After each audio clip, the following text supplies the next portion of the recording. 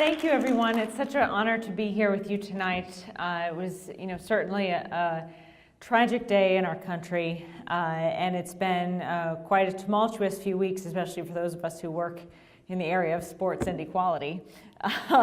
But that said, the work of our democracy is ongoing, and what I want to talk about tonight, and thank you for that very kind introduction, is the work that is ahead of us to ensure that our democracy lives up to the ideals of its founders. Surely you're all here tonight as members of the League, connected to a national network of women and men around the country who are committed to our democracy.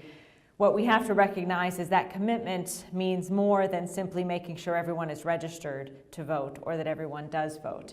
That commitment takes many forms and has evolved over the time in the history of our democracy, whether it's been fighting to make sure women have access to the vote or that people of color are protected when they register and go to vote, as the Voting Rights Act was designed to do.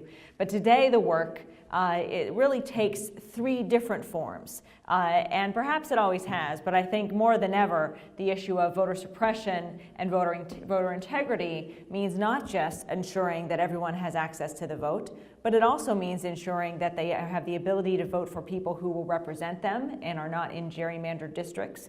And also that when they do vote and elect officials, that those voices that are influencing them are not drowned out by the money that goes to influence our elected officials and their campaigns. So I wanted to talk tonight about not just reforms in one of those areas, but all three, and make the point that we need reforms in all three of those areas if we're really going to see change in our democracy, sustainable change, where it truly is equal and open to all. And we start with the first, which is the area that we talk the most about in some ways, the access to the vote. We want to make sure people are registered to vote and that voting is easy and done with integrity. Yet here in Michigan and in so many other places in our country, we vote as though it's 1908 with machines that do not take advantage of all technologies to make sure they're secure and accurate, although paper ballots are critical and they are a component of our voting here in Michigan. But more importantly, the way in which we vote is severely antiquated. We don't have early voting in Michigan, where you're simply able to vote on more days than just Election Day. We still adhere to that Tuesday voting day, which was created for farmers in the 1800s so that they could vote on their day off. Now our work week has adjusted, but Election Day has not. And in some states have figured out how to fix that. We haven't. But that said, early voting, no reason absentee voting are two very simple reforms that we could see enacted across the country to ensure access to the vote is equal and available to all. But interestingly enough, that's not all that is needed in that one area. I worked in the elections in 2008. I was a poll worker in Detroit, and it was very moving to me. It was an amazing day in our democracy in November of 2008. And I will never forget, though, at 7:45, about 15 minutes before the polls were to close, a young woman rushed in. Young, very clear, it was her first election. She was very excited to vote. And I'll never forget the look on her face when she pulled out her driver's license and we looked at the voter rolls and her name was not on it. And she said, "I don't understand. I registered to vote. Why can't I vote today?"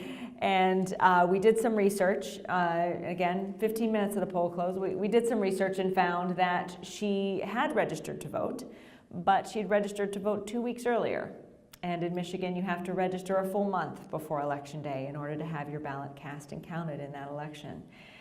And so we had to tell her, "Thank you for registering, but you can't vote in this election." And she was so frustrated and upset at that. And we tried to explain to her she could vote by a provisional ballot, but it still probably wouldn't be counted. And she said, "Well, I want a real ballot. I've registered to vote. Why can't I vote like everyone else?" And she ultimately left without voting. And it was heartbreaking because who knows if we'll ever see her again in a voting booth. Who knows if after that experience she'll ever feel her democracy is open to her. And so when we talk about the rules that govern our elections, that's what we have to think about. Those stories, I hear those stories, not just in Detroit, but throughout our state and country, and not just in presidential years, but in every election. So we have to make sure our voter registration laws are updated. In many states, they have automatic voter registration, so that as soon as you interact with the government, if you're a U.S. citizen, you're automatically added to the rolls unless you say something to something otherwise. So that's really, I think, important to think about as we're talking about how do we make sure the mechanics of our democracy work equally for everyone. Early voting, no reason absentee voting, automatic voter registration, online voter registration, ensuring our military voters have access to ballots that can be cast in an effective and efficient way. So there's a large number of reforms we could implement, none of which we have here in Michigan, that some other states have, but not all, that we could see even at the federal level being implemented to protect the vote for all. But as I started talking tonight, I emphasized that that's not the only reason or reform that's needed in our democracy and thing to fight for. When we think about our democracy today, even if everyone was registered to vote and everyone was able to vote and voted in precincts that were near their home and accessible to all, on machines that worked perfectly, with ballots that were always with integrity, and that we had audits so we could make sure the ballot, even if that was perfect, it still wouldn't matter if the districts that we were voting in ultimately determined the outcome of the congressional or legislative election. And what I mean by that is we all know right now in Michigan and in most states in this country, legislators draw their own districts. They literally get to choose who gets to choose them. They can draw districts down to the house and say, this is who I want in my district and this is who I want out of the district. Obviously, they're going to choose people who they're friends and are going to vote for them, and thereby there's a clear conflict of interest in how those districts are drawn that impairs the voters' ability to ultimately hold their elected officials accountable. Because let's say you're in a district, you don't like who you're represented by, and you're not going to vote for them, well then all of a sudden you might be, if you're in a majority, looped out of that district so that you can never really be in a district where you can influence the outcome of the election. In other words, gerrymandering predetermines the outcome of elections by drawing districts that ultimately lead to an outcome for one party or the other. Now, interestingly enough, there are many reforms throughout the country, including in California and some being talked about here in Michigan, to change that and to ensure citizens can draw our districts. And there's usually two arguments in opposition to citizen-led districting. One is that even if citizens had the opportunity to do it, they wouldn't want to do it. They wouldn't be interested in it. Well, our experience in Michigan actually proves that wrong. In 2011, during the most recent redistricting process, my organization, the Michigan Center for Election Law, sponsored a contest. We called it the Michigan Citizens Redistricting Competition. And we put all of the data that legislators have and the software online, freely accessible to all, and invited any citizen in Michigan to draw their own congressional maps with the same data and access to software that legislators had. And we said we assembled a bipartisan panel of judges that included former Congressman Joe Schwartz, a political science professor, a national expert in redistricting law, and we said, please evaluate these on purely four principles. Do they comply with federal law? Do they comply with state law? And are the districts compact? Meaning, do they look nice? And fourth, do they preserve communities of interest? Meaning, here in Ann Arbor, are you all in one district or are you split among many districts, diluting your ability to have influence in any one? And so those four principles were applied to these maps. Over 200 people applied in the week that the maps were available, the software was available. And by the way, this was not a well-budgeted effort. It wasn't like I was on TV encouraging people to apply. We just had a few news articles out there, encouraged people to apply, did social media outreach. 200 people sat down and drew maps, everyone from 9-year-olds to retired senior citizens, to one young gentleman named Nathan Inks, who at the time was the president of the College Republicans at CMU in Michigan. He won the competition by drawing competitive districts throughout Michigan. Every single district that he drew in Michigan for Congress had about a 50-50 split, Democrat or Republican. And basically in that scenario, in every district, candidates from both parties would just have to duke it out and show to voters that they were the better candidate, not Democrat or Republican, but the person. So he showed it can be done. He showed that it wasn't a Democrat or Republican thing. It was something that if you're genuinely committed to our democracy, you could do pretty easily. Now, we submitted his winning map and a few others to the legislature for consideration. They didn't choose it. Unfortunately, they chose another map that they drew themselves, and as you, I'm sure, have seen, includes some very strangely serpentine districts throughout it. But what we saw in that experience is that when citizens are given the opportunity to draw districts, they not only want to do it, but they can do it well. And that what we also saw is the second argument, which is people will say, oh, even if you have a citizen-led districting commission and you have citizens drawing the districts, it'll still be partisan. Well, California has a Citizens Redistricting Commission, and guess what? Both parties detested the maps that came out of it, which is the best indication you could think of that it was truly nonpartisan. Neither party liked it. So that's really the goal, and that was accomplished by what I think is a model in California for citizen-led districting. Now we know, and you may have heard of an effort here in Michigan that I'm not involved with, but it's called Voters Not Politicians. It's a really unique, amazing story that they will write about someday when their efforts are successful, about how a group of citizens just simply banded together and said, we want to draw our own districts, and we're going to voluntarily circulate petitions around the state. We're not going to do paid circulators. We're just going to get a bunch of citizens together and circulate petitions, and we're going to get it on the ballot. And I was running along the riverfront, Detroit, over the weekend, and I saw two people collecting signatures. And I said, yay, and I have no idea who I was, and I probably scared them. But I was so happy to see them out there on a Saturday afternoon talking to people about this, because this doesn't affect people just in the system. This affects all of us. And last night I was at a dinner in Oakland County, and there were people there collecting signatures. And one person said to me, you know, in less than 35 or 45 days, we've collected half of the signatures that we need, 200,000 signatures to get this on the ballot. Including former Governor Blanchard, who he showed me had just signed. So there's a lot of interest in this, and there's a great opportunity this year to do something about it. And I'm sure many of you here may be involved in their effort in some way. But I just say that as an example of another area that we need to address if we're going to really improve democracy in our state and in our country.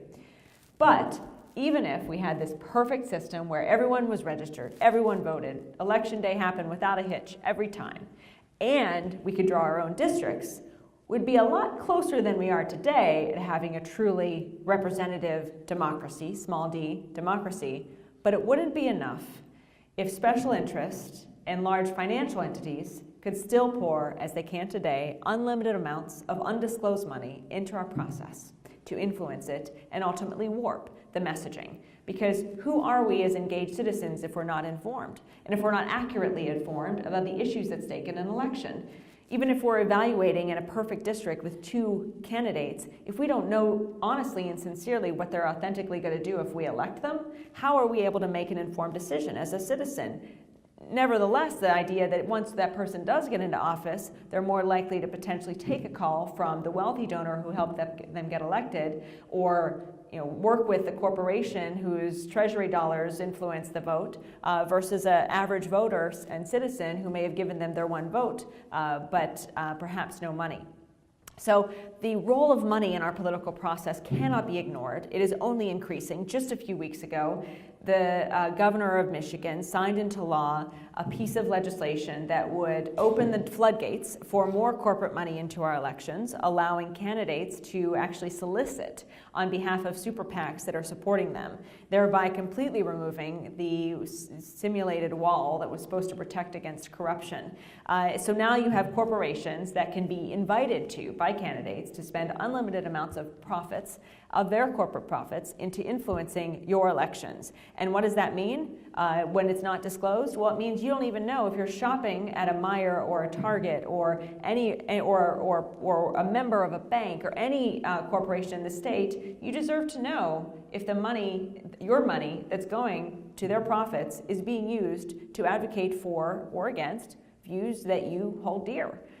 Yet without that disclosure, without knowing where the corporate money or where union money or where individual money is going in our process, we cannot truly ensure that we have the ability as citizens to be fully informed in our democracy. And we also can't ensure that we'll be equally treated by the legislators who are there to represent us.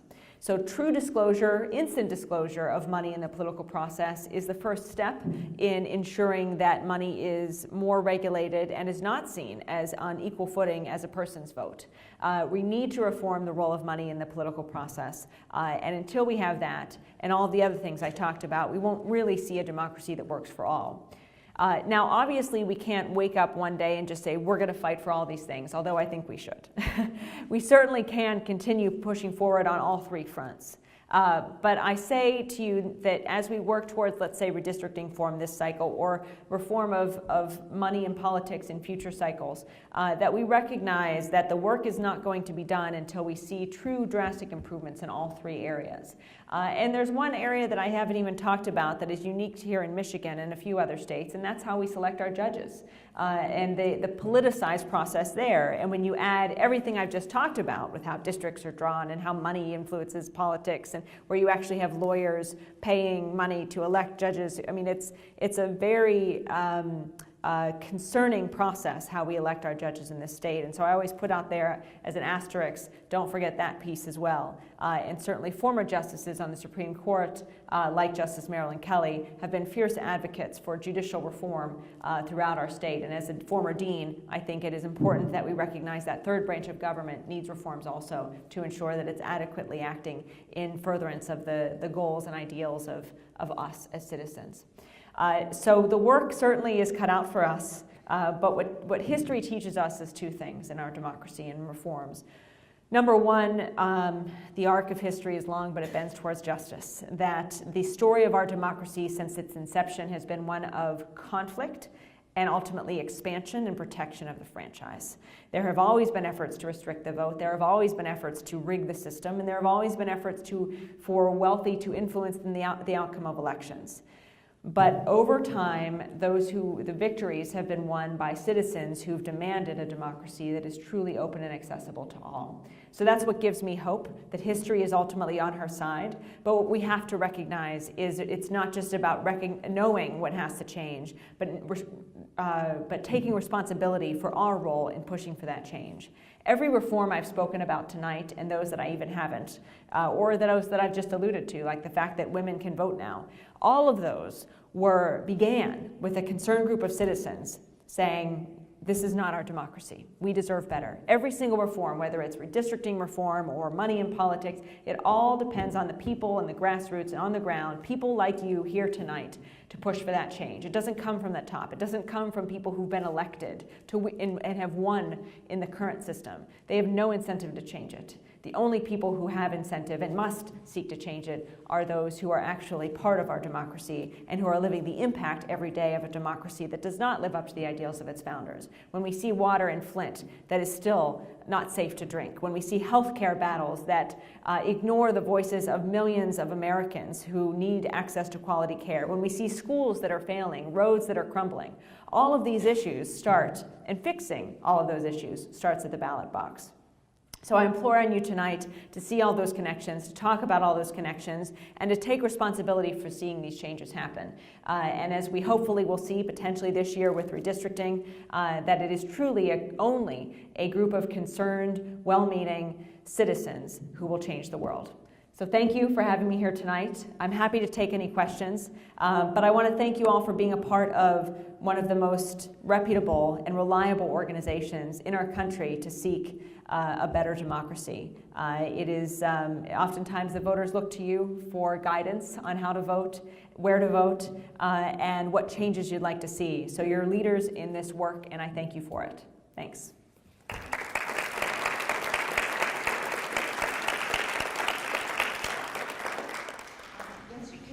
I don't think we have any mics, so if you want to just shout out your question. Jocelyn. Hi. Tomorrow, I believe the Supreme Court is going Yes. to hear a case about Wisconsin, right? Is your neighbor Yes. there? So How does that play into everything? Yeah, thanks for bringing that up. So yes, tomorrow the Supreme Court will hear a case on gerrymandering, and the question is whether or not partisanship can be used too much in an unconstitutional way. I'm a little bit cynical about how the Supreme Court is going to handle this case, because there have been several cases before that have come up, and the Supreme Court ultimately says, yes, you can be too partisan in drawing districts, but this is not an example of being too partisan, so we're going to uphold it. Many people see this as an opportunity for the Supreme Court to find this finally as an example of hyper-partisan districting and rule it to be unconstitutional, which we're all optimistic that could be. What we've been searching for over 50 years, since Supreme Court waded into what it sees as a political thicket is both a significant reticence to overturn a districting plan and only willingness to do so if it is clearly unconstitutional. For example, if there's 600 people in one district and 6,000 in another, that's such an imbalance, it'll be clearly unconstitutional. And so it remains to be seen what the standard will be. People are optimistic that the Supreme Court will hold that it is possible to use partisanship too much in drawing districts. My gut, my feeling is that certainly we need to look for the courts for recourse right now, but ultimately it's not until we give citizens full power over how districts are drawn that we'll really see consistent change. Yes? As a follow-up to that, do you think the wasted votes thing that's going to be discussed as part of that case is an effective measure? Or do you think I think it's certainly an intriguing metric, but I'm not convinced. I'm not, perhaps a little cynical that the Supreme Court will find it to be one that is persuasive. But those are, we're all holding out hope that it will, and that it is a potential argument. It's certainly a new one that has not reached the court before. Yes? On this recent bill that just passed the Michigan House and then Snyder signed, even though many of us wrote to him asking him to veto. In my particular case, the letter that I got back from the governor's office said that, oh no, this is really a step in the right direction because now this is going to give more, even though we're going to allow all this money to come in, now there's going to be more transparency because now it has to be accounted for. How do you see that, and what specifically is different about this law? Well, the difference is that in the past, corporations could give to a super PAC that would then spend, and could be hidden in terms of the money, and that would then spend on behalf of a candidate, or sort of to elect or defeat a candidate. But it could not be directed by that candidate. There was a wall of separation.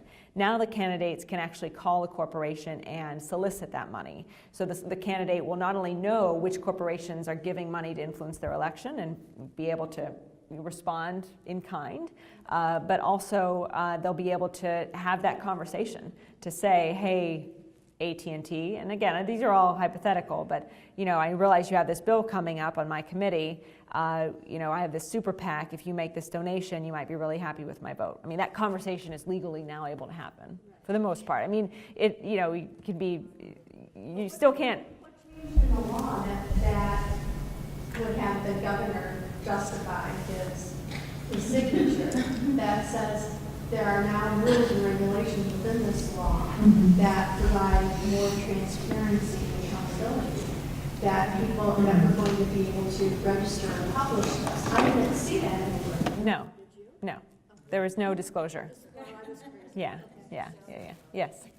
It doesn't surprise me that you didn't mention voter fraud, but we all know there's a or something national. How much damage do you think that group poses? What kind of threat do you think that poses to access to voting? Well, yeah, sure. The question was about voter fraud and how much damage the president's current commission, led by Secretary of State Chris Kobach and Vice President Mike Pence, who are saying they're going to root out voter fraud, how much damage it will do. And I would start by saying, look, I'm all for, and I know all of us no one wants voter fraud in our process, right? No one wants it. We all want an election that is an accurate reflection of the will of the people, right? We don't want anything to tamper with that. We don't want faulty ballots. Nothing to tamper with that. So it's frustrating that we can't all recognize that we're actually in agreement there. What's in disagreement is the use of that term, voter fraud, to justify voter suppression. And in the example of this commission, the use of voter fraud to justify the acquisition of private citizens' data, voting data, that once acquired could be handed over to foreign entities, could be manipulated in other ways, all under the guise of voter fraud. And so it's frustrating because I always think if we want to actually talk about addressing voter fraud, then let's talk about prosecuting it when it happens and investigating it and but we never actually want to talk about solutions. We just want to talk about other things that have no data. There's no data that shows that will actually address any of the 1 or 2 incidents of voter fraud that have been known to occur. But we do know it'll suppress a lot of votes and make voting a lot more confusing. So I think it's important to first not cede this idea that there are people who want voter fraud to happen and there are people who are not. We all are on the same page there. But what I think is that we need to make data-driven decisions about how to fight it. And those who are trying to arguably fight it right now are not using data-driven arguments to make their case, which suggests that they're actually using it as a cover to do other things that are undemocratic. Do you think that threat is, how serious do you think that threat of doing? I think it's very serious, because I think it can be used to remove eligible voters from the rolls, to stop eligible voters from participating, to allow entities, whether they be foreign governments or private entities, to manipulate voter data, and so I think it's very problematic. I mean, it's a dark moment for our democracy right now. But again, to go back to what I was saying earlier about how we can actually try to change it and not forget that elections matter, and that we ultimately decide who has power in this country every 2 or 4 years, and we need to exercise that right collectively as a citizenry if we don't like the way power is being used right now. Yes? If you were going to represent the group that wants to kill the anti-gerrymandering initiative now, so if we get 315,000 signatures, they're all valid. What would you do as a lawyer to invalidate that before it ever got on the ballot? I'm not going to say that. It's being recorded. I'm not going to give away the... But you're right. You need to know your opponent's arguments better than them. I agree. Okay. Well, are there... No, I mean, there are technical arguments that can be made and all those sorts of things to be mindful of, but I think what I was talking about earlier are the 2 general arguments that even if we had a commission, not enough citizens will want to participate on it, we won't have good people, or it'll be partisan anyway, and we'll get the same outcome. So I think both of those things, my experience has disproven, but I think those are going to be the policy arguments that we can probably expect to see, or that and they always try to say it's some nefarious effort to actually rig the process, which is opposite of what it is, but, you know. I read the 7 pages and all the strikeouts, and I can't see how there is vulnerability in what they've done. And yeah, I haven't been involved in the effort, so I can't speak to the technical issues. But I can say that I think, as I said before, that it's really great that there is an organization of citizens out there doing this. So, yes. As far as voter suppression goes, it seems as though the effort to talk about voter fraud is to support state rules that seem to try to constrict and prevent people from registering. Would you speak a little bit about the rules and what ones are sensible, like having photo IDs or not, or whatever? It seems that all of those things are looking to restrict who can vote. Well, I think you have to strike a balance between protecting the integrity of the elections and ensuring that elections are open to everyone. And I think there's plenty of policies and laws in place that show us how to do that. And oftentimes the debate gets boiled down to 2 sides and not a more collective understanding of how we can protect the integrity of the process, but also ensure that no eligible citizen is blocked from voting. With the issue of identifying voters, again, we all have an interest, truly, in making sure that the people who show up to vote are who they say they are. No one is debating that, I think, at least in my view. What we debate is the method of identifying voters and whether we do so in a way that doesn't also block people from voting. Now, someone's signature has always been, and it still is on absentee ballots, the way, and the most reliable way, to identify someone, because it's a lot more difficult to forge a signature of a voter than it is to come with a fake ID. It's pretty easy to bring a fake ID to the polls. It's a lot harder to forge their signature. And if you talk to clerks and election officials, they will talk about how closely they look to make sure the signature on that application to vote matches your signature on your voter registration form. So I think what gets lost in this identification debate is what the data shows, which is if we really want to stop voter fraud, then recognize that the signature is one of the most valid ways of protecting and identifying someone and protecting against fraud. So I think we need, frankly, a more nuanced discussion of voter registration and under the guise of recognizing we all have an interest, hopefully, if we're sincere about it, in making sure that our process is secure and accessible to all. And what I've seen is that the best election administrators and officials around the country, Democrat or Republican, are ones who recognize that and strike that balance. They often talk about making it harder, easier to vote and harder to cheat. And that's sort of the goal that should drive every decision. And when you get imbalanced, then you go away from having a democracy that is secure and accessible to all. Yes. I have a question regarding the Experian data breach. How significant do you think that is going to cause anything? Well, it certainly showed that, not just that, but the other ways in which data has been manipulated and stolen, that we're entering an era, and we're already there, of where many entities will try to hack into systems and be able to, and steal data and use it in nefarious ways. So we have to be vigilant about protecting voter data and driver's data and all the rest at the state level, and invest in the resources and the best practices in making sure that data is protected. And to not see this as, oh, that happened last election or that happened before, but to recognize that every incident is just an indication that another incident could occur and that we have to guard against it. So I think, in particular, you see a lot of private businesses taking this very seriously. Some haven't, like Equifax. But I think it's important for state government to take it seriously as well and invest resources there to protect voters' data and citizens' data. Yes. Could you talk about one of the things that happened in 2016 after the election was the recount, and during the recount, before it got stopped, many precincts across the state were unable to be recounted because of errors that occurred in the voting process or in the counting process or in the tallying process. What do we do to fix some of those problems? Because I see those as being just as important to making sure that our elections are representative and fair and secure. Mm-hmm. Certainly. I think there's one of the things that the 2016 election revealed was the need to ensure poll workers are adequately trained, not just in how to administer an election, but how to protect the ballots and ensure they are secure. That was one of the biggest issues that many of us knew could happen and that was revealed in the 2016 election.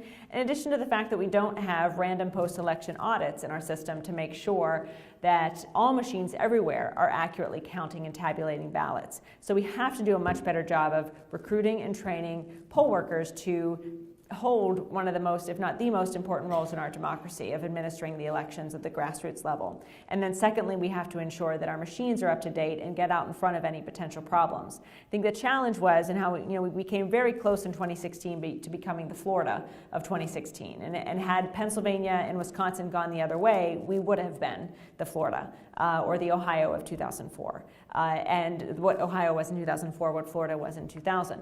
And what that showed is, what that indicated is that the problems that were revealed were heightened we were more aware of them because of the national importance of the outcome of that vote. But as someone who's been working for over 10 years in these elections in Michigan, they were not issues that were specific to that one election. And in every election, there are issues that often go unaddressed until something happens so big that you can't look away. And even then, sometimes it's not addressed for many reasons. But that's to say, what leadership would lead to, and real leadership would bring, is better poll worker training, better machines, and ensuring that everyone has the resources they need to protect the ballots and the chain of custody of ballots on Election Day. We have replaced many of the machines in Michigan. There have been funds allocated to that, so that's one thing. Poll worker training is a little bit more complex because there are lots of debates about how to do it. There seems to be some local efforts to improve it, but I haven't seen any statewide coordinated effort to make sure that poll worker training is more uniform. So poll workers are the ones that determine the handwriting sample? No, clerks. Local clerks have the ultimate authority over that. But there's no software out there that would, make it absolute because it's human beings. Yeah. And you have Yeah. handwriting experts that would do it, right? That's certainly a possibility. Yeah. I mean, you could say human error is part of the unfortunate aspect, perhaps, of human administered elections. Yes. I believe in 2016, the margin of the vote in Michigan was actually smaller than the margin of error with machines. In your opinion, are machines still the best way of counting votes? I think we need, yes, from an efficiency standpoint, but they have to be coupled with an audit of elections to make sure, of the actual administration of a machine, to make a random audit to make sure that they're accurate. And that can also include hand counting of ballots. Yes? I'm an election official, I'm a clerk, and I can't stay silent any longer. There are a lot of really strong procedures in place, and some of the things that have come up. 100% of the voting machines have been replaced in Michigan. They're being rolled out right now as we speak. Washtenaw County will use the new machines. So a lot of the security features and problems that were in the past have been resolved. The accuracy, every single machine has to undergo an accuracy test prior to the election. And those results are stored, and they are, the other thing that has come up is the post-election audit. The state has rolled out an extreme post-election audit of these precincts that are, quote, unrecountable in ways that, it's terrifying to us clerks, right? Because the state will randomly pick precincts and come in and audit them. And since they started doing that, the accuracy levels have increased dramatically. And after the 2016 recount, most of the problem precincts in Wayne County, let's be honest, it was a very small number of total precincts that had an issue. But they did roll out a new statewide training program to address the poll worker issues. I agree. I think there are ways that it needs to be improved. For example, there's no evaluation of the training program. There's no quiz, and there are a lot of best practices in places in other states that are not here that we need to implement, I think, on a statewide level. But thanks for that. Yes. There are so many things that Michigan needs to do to even catch up to a lot of other states in terms of our voting issues. And we also have quite a number of organizations working on different pieces of this. And last night, as you all probably know, the ACLU rolled out a new program and a big effort in 50 states and the District of Columbia to take big action and include lots of people to work on voting issues that are going to be different for every state, whatever the needs are. And I'm wondering if you have any thoughts about whether a more unified approach of all of these groups would be more effective than the very disparate kinds of, we're all kind of divided on this. We may all have the same goals, but we're not working together. Well, there are a lot of coalitions in place at the national level and opportunities, I think, here in Michigan to coordinate. But there are also various different perspectives and views on what improved poll worker training would look like, what better machines would look like, what policy should be in place, what voter suppression tactics are of highest priority to address. So that's part of the issue as well. To what extent do we coordinate, but also recognize individual goals within that? And I think one of the other pieces that I've seen is that a lot of the organizations, the nonprofits that operate and do very good work, don't often coordinate with the election administrators, if at all, until like a month before the election, when everyone's scrambling to figure out how to prepare, or 2 months maybe, let's say. But that's it. So I think in terms of coordination, I'd love to see more coordination between election administrators and the nonprofit organizations and foundations and others that could pour resources into improving things, so that you'd see less, perhaps, or more opportunity for implementation when with that collaboration. But certainly there are also politics involved in organizations and all of that too that unfortunately sometimes will influence how things play out. One more question, yes. What do you think of mail-in voting like they do in Oregon? Yeah, I actually had a long talk the other day with Phil Kiesling. He was the Oregon Secretary of State in the 90s, who helped implement vote by mail in Oregon and is now going around the country advocating and like to see it here in Michigan. My view is that people should be able to vote at home by mail if they want to, without having to state a reason, without having to, we should make it as easy as possible and secure as possible. But I also think there's still a role to play for people who want to vote in person. I love voting in person. And going up and it's a community event, and there are urban areas and rural areas for which it may work and not work. So that said, I think I'd love to see a combination of both. I think Oregon has all vote by mail, and I'd love to see in Michigan an opportunity for anyone who wants to vote by mail to be able to do so in a secure way, but also anyone who wants to vote in person has that opportunity as well. I think there's 1,660 total polling places in the state. I mean, that's an awful lot to make sure. I think that's a little high. I know there's 400 in, I think it's about half that, but maybe our friendly clerk might be able to know. There's 400 in Detroit, but that's the largest number of precincts in a particular area. It was something from Bridge Magazine, I'm not sure. I think it was a legitimate. Yeah, but there are, I mean, look, we don't even allow people to vote by mail without a reason in Michigan, and they have to request a ballot every time in many places. So I think that those are the reforms I'd like to see, but certainly vote by mail is an important, actually I'll just, there's a lot of discussion of what voting is going to look like 10, 20, 30, 40 years from now. The mail is becoming an antiquated way of communicating, and how is that going to affect the debate of how we vote? I think we're not there yet, but I think that's another conversation that's out there. So, Thank you. thank you very much. Thank you. Thanks, Nancy.